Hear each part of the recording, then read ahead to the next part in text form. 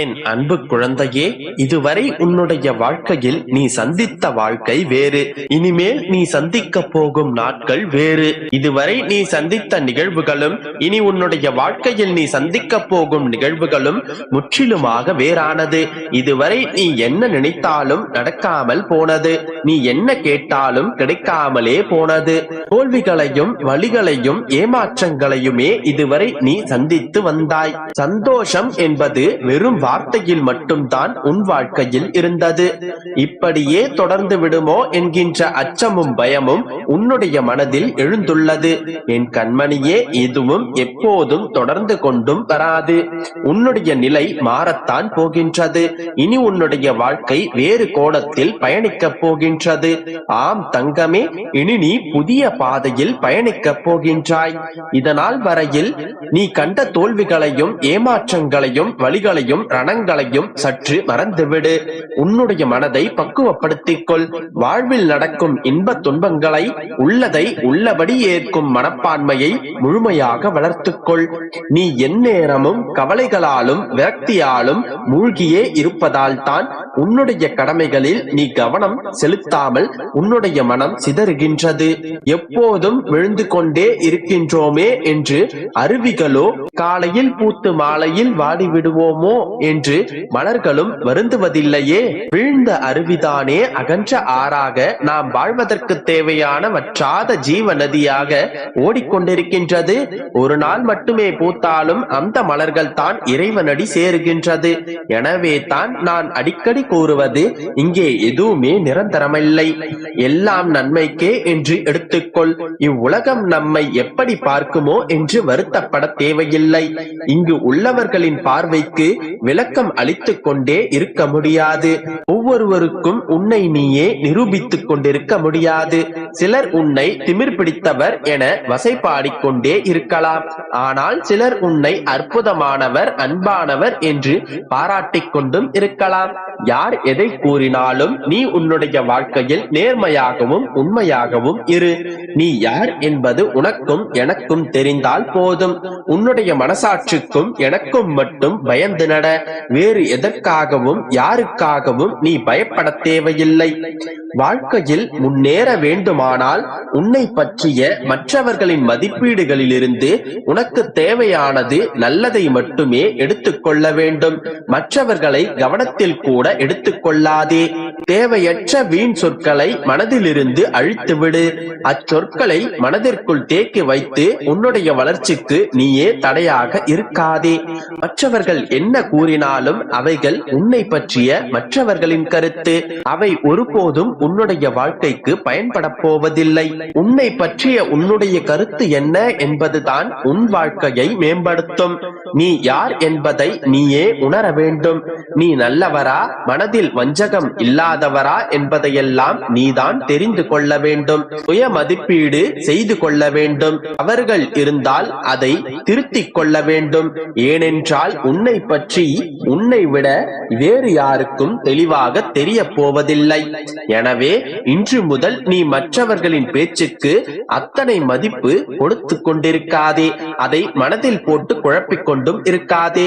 என் பிள்ளை யார், உன்னுடைய மனம் எப்படி என்பது உன்னுடைய அப்பாவாகவே எனக்கு தெரியும். நீயும் நானும் எழுதி கொண்டிருக்கும் இந்த உலகத்தில் மற்றவர்களுக்கு என்ன வேலை?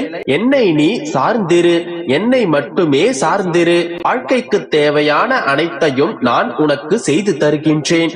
இரவும் பகலும் எப்போதெல்லாம் நேரம் கிடைக்கின்றதோ அப்போதெல்லாம் எவன் ஒருவன் என்னை நினைத்து தியானம் செய்கிறானோ அவன் இனிப்பும் சர்க்கரையும் போல, அலையும் கடலும் போல, கண்ணும் ஒளியும் போல என்னுடன் முழுமையாக இணைந்திருக்கின்றான். அப்படிப்பட்டவன் எதற்கும் எப்போதும் பயப்பட தேவையில்லை. அப்படிப்பட்ட என்னுடைய பிள்ளை நீ பயந்து கொண்டே இருப்பதால் எந்த பயனும் இல்லை. இதுவரை நடந்தவற்றையும் பேசியவற்றையும் நீ கேட்ட வார்த்தைகளையும் எல்லாவற்றையும் மறந்துவிடு. இன்று முதல், இந்த நொடி முதல் புதிதாக பிறந்ததை போன்று எண்ணிக்கொள். உனது வாழ்க்கைக்கு புதிய வழிகளை நான் உருவாக்கி தருகின்றேன். உனக்குள் இருக்கும் கவலைகள் எல்லாவற்றையும் அழித்துவிட்டு சந்தோஷத்தை நிரப்பப் போகின்றேன். என் அன்பு குழந்தையே, எதுவுமே நடக்கவில்லை, நான் கஷ்டப்படுவதை பார்த்து கொண்டு எதுவும் செய்யாமல் இருக்கிறீர்களே அப்பா என்று நீ மனதில் யோசிப்பது எனக்கு தெளிவாக தெரிகின்றது. சந்தேகப்படாமல் அப்பா நான் சொல்வதை முழுமையாக கேட்டால் இப்பொழுது உன் வாழ்வில் என்ன நடக்கின்றது என்பது உனக்கு புரியும். இந்த கஷ்டமும் துன்பமும் உனக்கு நிரந்தரமில்லை. துன்பம் எப்பொழுதும் உன்னுடைய வாழ்வில் இதே மாதிரி இருந்து விடாது. காலம் கனியும், உன் வாழ்க்கையும் மாறும் என்று நான் சொன்னபடியே உனக்கான வசந்த காலம் பொற்காலம் வரப்போகின்றது. என் செல்லமே, உனக்கான வசந்த வாசலை உன் அப்பா நான் திறந்து வைத்து விட்டேன். நல்லது நடக்கும் என்று சொன்ன நான் அதற்கான வழிகளையும் உன் கண்களில் காட்டி அனைத்திலும் உன்னை வெற்றியடைய செய்ய மாட்டேனா? நீ உன் அப்பாவை பற்றி அறிந்து கொண்டது அவ்வளவுதானா? என் செல்லமே, நிச்சயமாக நான் உன்னை நல்வழிப்படுத்துவேன்.